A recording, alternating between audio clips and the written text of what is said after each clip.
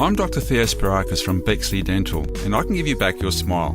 With the All-on-4 dental procedure, I can put an end to broken and missing teeth and uncomfortable dentures. Book your free All-on-4 consultation now at bexleydental.com.au. Well, in the midst of other things that we look at, we're all a bit bemused about different sorts of things happening around the world, one of which is with our cousins in America. And as most of you know, if you listen to me often enough, I'm a US citizen. I lived there for a while, worked there for a while.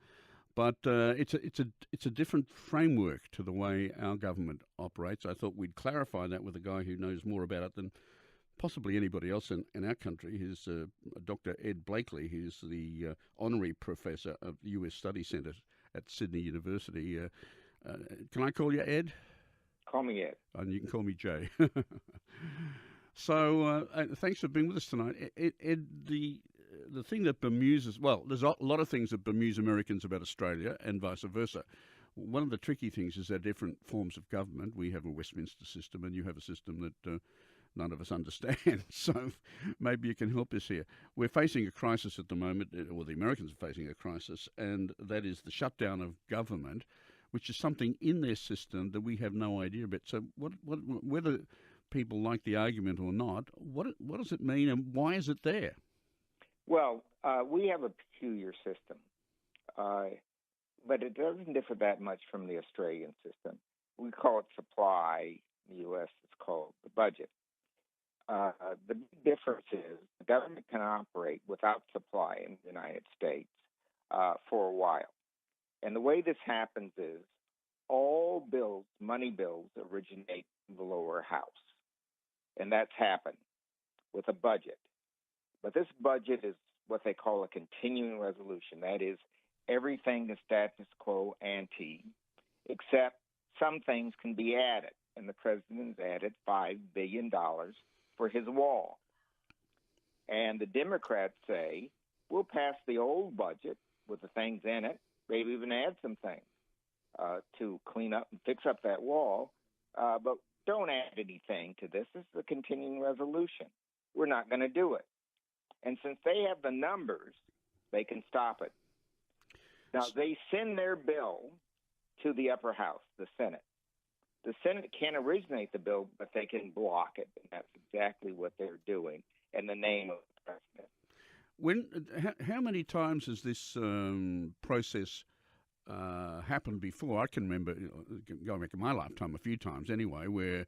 Not very many. Yeah. And this is the longest one. Yeah. I think under Obama it happened 5 or 6 times, but they were very short. This is the longest one ever. And remember, the Senate can pass the bill and the president can veto it, and then both houses have to have a 2/3 majority to override the veto. And they meet, in other words, they meet together then? No, they meet separately. Okay. And they both have to come out with that kind of a majority. Yeah. Now, curiously, in a little bit of work that I've done on this, the Democrats have, in fact, in the Clinton administration and in the Obama administration, have agreed to fund a wall or a fence between the two countries, America and Mexico. Is it the price that's the issue, or is it the fact that it's Trump and they're not going to give him anything? Well, it's a bit of both. First of all, the wall was moving along, except it became a political issue during the campaign. And had it so who originated the idea of the wall? Was that a Clinton thing? It goes all the way back to Clinton. Yeah.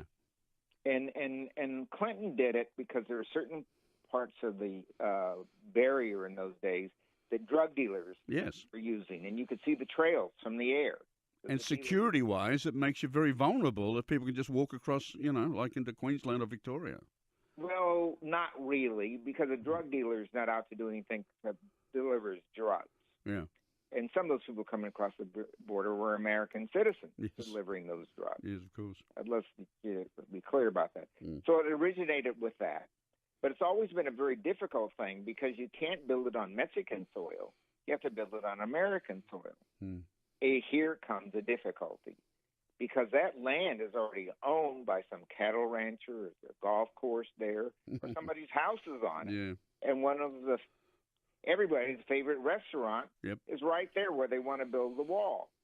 So it's become really a political issue. It has never been a big issue for people who want to cross the border to come to the United States because there's no visa requirement. Just catch a bus, which is nicer and more comfortable. They're air conditioned now.